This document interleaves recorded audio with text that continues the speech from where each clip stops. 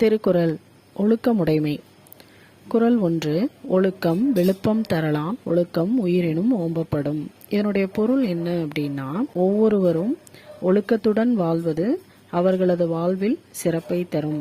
அப்படி சிறப்பை தருவதனால தான் அந்த ஒழுக்கத்தை உயிரை விட மேலானதாக பேணி காக்கின்றனர். குறள் 2.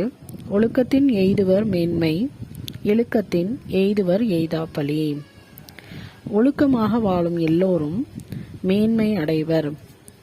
ஒழுக்கமாக நம்ம இருந்தோம் அப்படின்னா நம்ம வாழ்க்கையில் சிறந்த நன்மைகளை எல்லாம் நம்ம அடைவோம். ஒழுக்கம் தவறணும் அப்படின்னா அடையக்கூடாத பழிகளை எல்லாம் நம் வாழ்வில் அடைவோம். குறள் 3. உலகத்தோடு ஒட்ட ஒழுகல், பல கற்றும் கல்லார் அறிவிலாதார். இதனுடைய பொருள் என்ன அப்படின்னா, உலகத்தோடு ஒன்றி வாழ கல்லாதவர் பல நூல்களை கற்ற சிறந்த ஞானியாக இருந்தாலும் அவர் அறிவில்லாதவராகவே கருதப்படுவார். மெய் உணர்தல். எப்பொருள் எத்தன்மையதாயினும் அப்பொருள் மெய்ப்பொருள் காண்பதறிவு.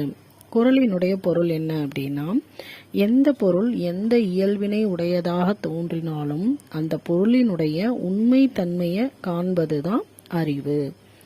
காமம், வெகுளி, மயக்கம் இவை மூன்றன் நாமம் கெடக்கெடும் நோய் அப்படின்னு சொல்றாங்க. இதனுடைய பொருள் என்ன அப்படின்னா, ஆசை, சினம், அறியாமை. அதாவது காமம், வெகுளி, மயக்கம் அப்படின்னு சொல்றாங்க இல்லையா. காமம் அப்படின்னா ஆசை, வெகுளி சினம், மயக்கம் அறியாமை என்ற மூன்றும் அழிந்தால் அவற்றால் வரும் துன்பங்களும் அழியும்.